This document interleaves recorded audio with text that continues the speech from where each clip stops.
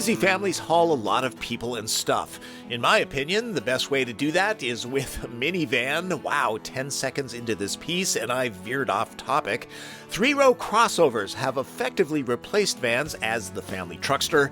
Toyota Highlander is the best-selling tri-row in a very crowded segment that includes vehicles like Atlas, Enclave, Explorer, Palisade, Pilot, Pathfinder, Telluride, and Traverse, to name some. You might have noticed the 2020 model here looks different. That's because it's all new. I'm at the press launch held in San Antonio, Texas. Customers are going to notice a difference, and hopefully you guys do as well while you're out in the vehicles today. Generation 4 is now built on the TNGA platform, same as RAV4, Camry, and Avalon. It's about 2.5 inches longer than the outgoing model, this much wider. Height and ground clearance remain the same, so if you have a Gen 3 in your garage right now, chances are this one will fit. And if not, you really should clean that thing out. Safety, such as automatic emergency braking, sells in this segment, and Toyota's suite of standard active electronic safety tech is called TSS. But now it is 2.0, so that has added the full speed range, dynamic radar cruise control. It has added lane tracing assist and roadside assist as well.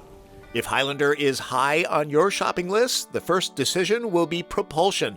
As before, it's available with a V6 engine or this new hybrid powertrain that uses a 2.5-liter four-cylinder now. It and the electric drive motor combine for 243 horsepower, channeled through an electronically controlled continuously variable transmission. Check the all-wheel drive box, and the hybrid's back tires are powered by electric motors. No drive shaft. Concerned about the hybrid system's complexity? Well, 3 things. 1, Toyota, sort of known for their reliability. 2, the battery pack is warranted for 10 years. And 3, the components of the hybrid system are warranted for 8, so they kind of have you covered. For the first time, the gas electric can be had as a front driver that averages 36 miles per gallon, a lofty 24% improvement. Most Highlander owners will move the clan with the 3.5-liter V6. That produces 295 horsepower and 263 pound-feet of torque.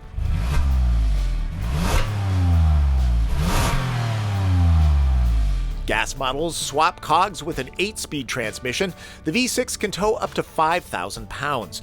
Top trim Platinum models get a very nice head-up display.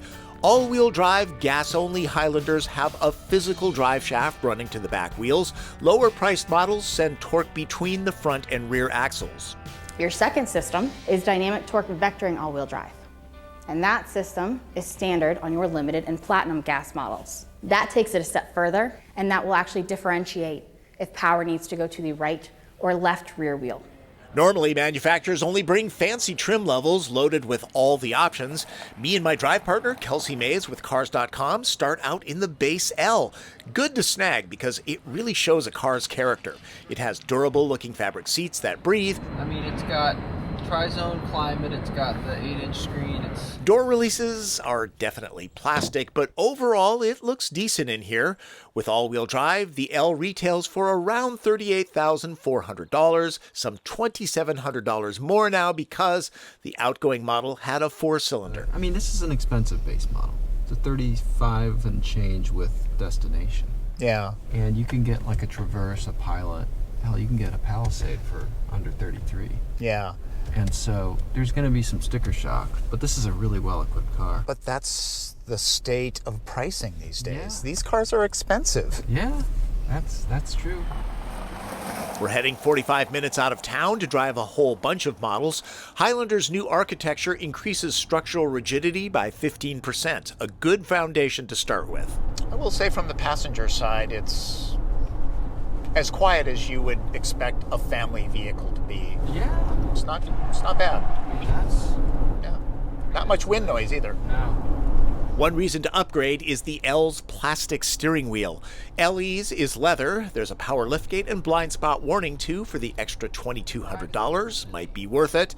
The lane centering has been improved, though I still found a slight bit of wobble within lane markings. That might be the wind. Once out of the city, Toyota has nearly every model for us to sample. My driving impressions are going to be with the V6 XLE all-wheel drive. That's sort of the sweet spot for Highlander, the one that people are going to buy, starting with acceleration. 0 to 60 miles an hour in around 7 seconds is solid performance in class. This has always been a good engine, and it really moves out. Power is not an issue. I remember the outgoing car to be tuned for comfort and not much more. Generation 4 adds some starch to the suspension. Highlander's driving dynamics are really pretty good for a 3-row crossover. Not a ton of body roll and dive. Obviously, this is not a Supra, but it's pretty good for a family hauler. The Mazda CX-9 and Ford Explorer ST are the athletes in class for crisper cornering. Consider how easily the kids get car sick, though. Highlander would be a great road trip vehicle for the family. 1, it's got a lot of room. 2, it's fairly quiet. 3, not a lot of wind noise. So if you're looking for something to go to Grandma's house, this might be the one. Visibility is good. I noticed that there was reflection on the screen between the gauges and on the main touchscreen that sometimes made them hard to read quickly.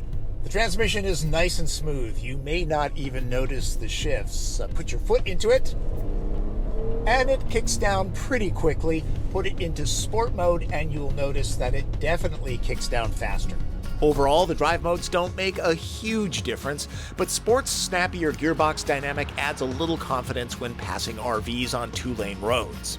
The fuel economy of the V6 is up slightly over Generation 3. Go with the hybrid if that's your priority.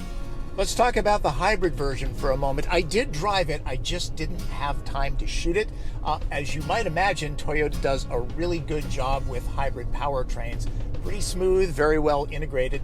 The braking is a little bit lumpier than what you'll find here in the V6 because it's regenerative. But overall, it's not a bad choice. Not as powerful as this one, but you can't beat the fuel economy. With the hybrid, Toyota claims a bladder-busting range of over 600 miles. With all-wheel drive, Highlander Hybrid averages 35 MPG. Ford Explorer Hybrid averages 25 miles to the gallon. Highlander Hybrid tows 3,500 pounds, 1,500 less than the V6. The CVT has that elastic dynamic common to those transmissions. And maybe I was too harsh using the word lumpy for the brakes. Drive it and you tell me.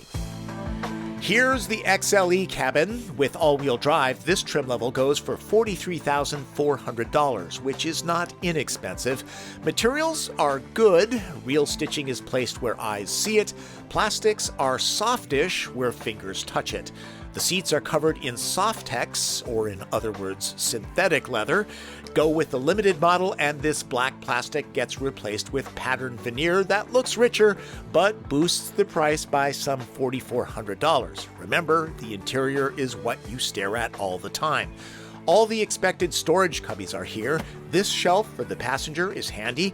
There's wireless phone charging here, which is kind of cumbersome since you have to raise it up to get to the center console storage. Maybe it's better to put phones on this shelf. There's a hole to run power cords through. Moving to the highest Highlander, if you like this interior color and its spendier looking trim, it means springing for the Platinum. It's the only model that comes in the glazed caramel colorway, which is pushing up against Lexus in richness, and no, it's not sticky. Suddenly I feel like having a cinnamon roll. A 12.3-inch touchscreen is optional on Limited, standard on Platinum. The user interface is usually this 8-inch touchscreen. I didn't have tons of time to really dive into it, but didn't find anything groundbreaking here. Toyota is finally putting Android Auto in its vehicles along with Apple CarPlay, and while I've never used Amazon Alexa in a car and don't know anyone who has, it's in the Highlander. Toyota claims there's more room in the third row now, but the big question is, will an adult fit back here? And I would say, yeah, I'm 5'9", I have just enough headroom, no thigh support, my knees are up pretty high, but for going across town, this would be okay. It's not roomy back here. Not even the larger Atlas, Palisade, Traverse, or Telluride have stretch-out comfort in the last row. No USB ports back here in steerage. When the shoulder strap for the middle position is used, dropping the seats is awkward. Putting 3 back here on a regular basis, they should be small people, kids really. Vans have more room. Just trying to be helpful. The lower L and LE models get bench seating in the mid-row for hauling up to 8, and nice that the bench can be had in all models except Platinum for hauling as many as possible. Platinum is strictly a 7-seater. The captain's chairs get a little extra fore and aft travel for 2020, and they're heated on the top trim level, but not vented like Hyundai Palisade or Kia Telluride.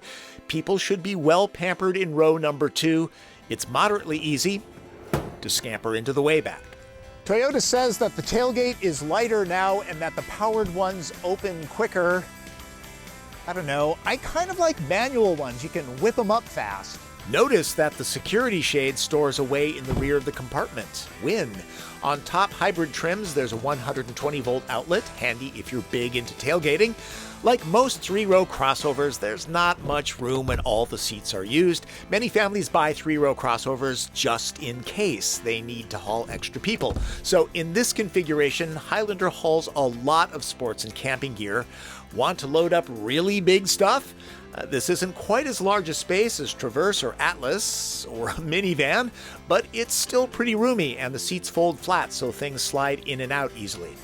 Unlike the RAV4's rugged redesign, Highlander gets a softer suburban look and a grille that doesn't look like it came from the movie Predator.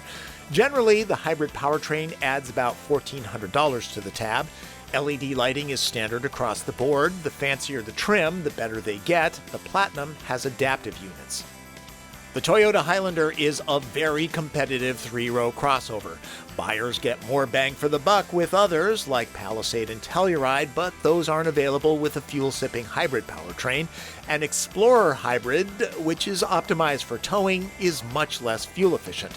So, if you're hauling the soccer team to practice or need room for camping trips, check out a minivan. Sorry, had to say that.